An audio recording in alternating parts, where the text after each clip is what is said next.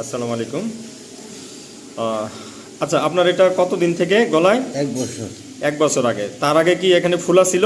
এই জায়গায় ফুলেছে। ফুলা ছিল। হ্যাঁ। ফুলা থেকে এখন তারপর এটা ফেটে পুঁজ বের হয়ে গেছে, তাই না? পুঁজ বের হয়ে গেছে। আচ্ছা, এটা গলায় প্রথমে ফুলা ছিল, অর্থাৎ তখন ছিল থাইরোগ্লোসাল সিস্ট। তারপর এটা ইনফেকশন হয়ে বাস্ট হয়ে থাইরোগ্লোসাল সাইনাস হয়ে গেছে।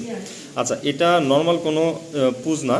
এটা হলো থাইরয়েড গ্ল্যান্ড। যখন বাচ্চা যখন মানুষের পেটে থাকে তখন থাইরয়েড গ্ল্যান্ডটা থাকে জিহ্বার গোড়ায়। এটা আস্তে আস্তে নেমে এই জায়গাতে আসে।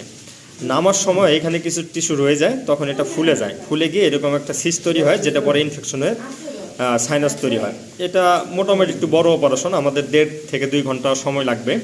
আমরা আজকে থাইরোগ্লোসাল সিস্ট অপারেশন করব। এটা এই সিস্টটুকু ফেলে দিতে হবে। এখানে একটা হাড্ডি আছে হাইওয়েড বোনস, এই হাইওয়েড বোন ফেলতে হবে এবং জিহ্বার গোড়ার যে মাংসটা আছে এদিক থেকে আমরা জিহ্বার গোড়ায় যাব, সেখান থেকে আমরা কিছু মাংস ফেলে দেবো।